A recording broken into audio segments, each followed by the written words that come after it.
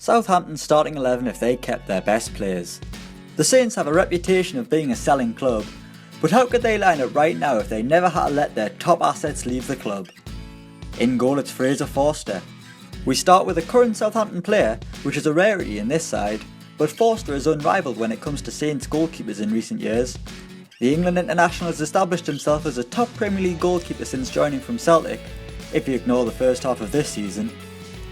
At right back it's Nathaniel CLYNE, the first player in this side to have been nabbed by Liverpool, who pretty much just used the South Coast side as a feeder club. The Reds paid Southampton £12.5 million for CLYNE's services in 2015, and the England right back has been pretty much an ever present in Liverpool's defence ever since. At centre back we've got DEJAN LOVREN, who is one of 3 Saints players who moved to Anfield in the summer of 2014. The Croatian defender spent 1 year at Southampton, and he was that good, Liverpool spent £20 million for him, more than double what Southampton paid a year earlier. Lovren endured a tough time during the early stages of his Liverpool career, but seems to be back to the player he was when he first arrived in the Premier League. He's paired with Virgil van Dijk. As soon as the Dutch defender began to shine immediately after joining from Celtic, Southampton fans must have started to worry about how long they could keep Van Dijk. The 25-year-old is the best centre-back outside the Premier League's elite clubs, and has attracted interest from pretty much everyone. He signed a new 6-year deal last summer, but we all know that contracts aren't worth the paper they're written on nowadays. At left back it's BERTRAND. If this team had been made a couple of years ago, then it would be Luke Shaw at left back. But ever since the youngster broke his leg, came back, got shouted at by Jose Mourinho and got injured again, he's been surpassed by Southampton's current left back and the man who replaced Shaw, BERTRAND. The defender is now much more than the guy who played left wing in the Champions League final for Chelsea in 2012. BERTRAND is an England international and one of Southampton's best players. In midfield we've got ROMEU. Another player who Southampton bought from Chelsea, ROMEU might be the Saints' best kept secret, quietly going about his business and doing a brilliant job in front of the defence and dictating play. Calm and comfortable on the ball, it's no surprise ROMEU came through the Barcelona academy. Next we've got Victor WANYAMA. The third player in this team who Southampton bought from Celtic, the Kenyan midfielder moved to Tottenham last summer and enjoyed a brilliant first season in North London, scoring one of the final goals at White Hart Lane.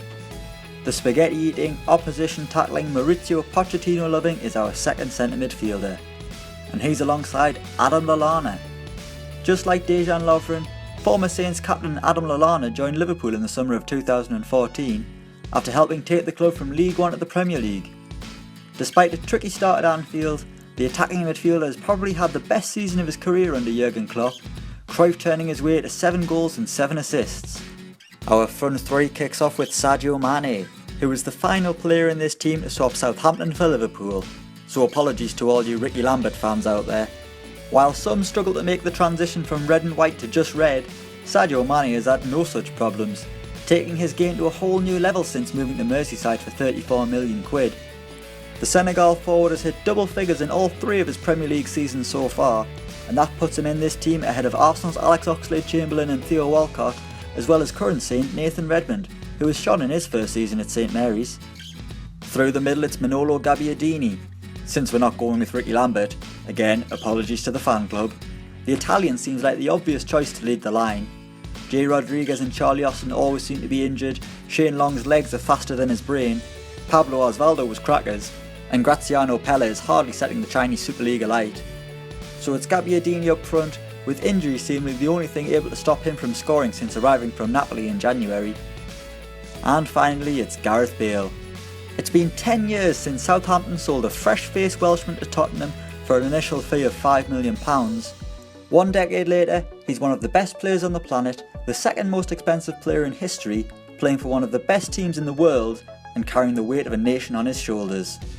Bale's career began at Southampton, and Saints fans must dream about what it would be like if the Gareth Bale of today could play in red and white at St Mary's rather than for Los Blancos in the Santiago Bernabeu. Then they wake up and remember they've got Sofiane Boufal instead. So there it is, that's how Southampton could line up if they kept their best players. Let us know your team in the comments below, and don't forget to like, share and subscribe.